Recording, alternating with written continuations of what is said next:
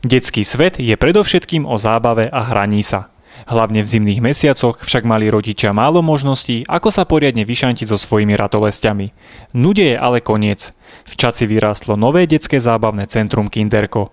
Ponúka množstvo zábavy a skvelých atrakcií, ako napríklad trampolína či šmíkľavka, kde sa môžu deti vyšantiť, čo im budú sily stačiť. Možnosti na zábavu sú bohaté a každé dieťa si príde na svoje. Kto chce rozvíjať svoju kreativitu, môže využiť maľovanie na tvár. Súčasťou detského centra je aj kaviareň z Wi-Fi, kde si môžete vybrať z bohatej ponuky nápojov. Zabaviť sa so svojimi vnukmi či vnúčkami prišli aj starí rodičia. S kým ste tu dnes prišla? No dneska som tu prišla s dcerou, s vnúčkou a s manželom, s detkom. Ako sa vám tu páči? No je to tu úplne perfektné, tak je to bomba pre Čadcu. Nádherné je to, fakt. Čo ste tu dnes robili?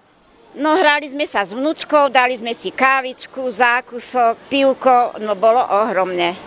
Takže určite tu prídete aj na budúce? To určite aj radím aj druhým, aby tu so svojimi detičkami prišli.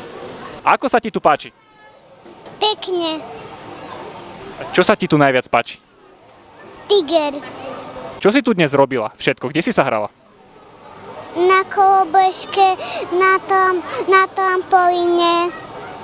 A čo sa ti najviac páčilo? Guličky. A prídeš tu rada aj na budúce? Áno. Detské centrum navštívil aj primátor Čadce Milan Gura. V prvom rade chcem sa poďakovať ľuďom, ktorí takéto detské centrum v meste Čadca urobili.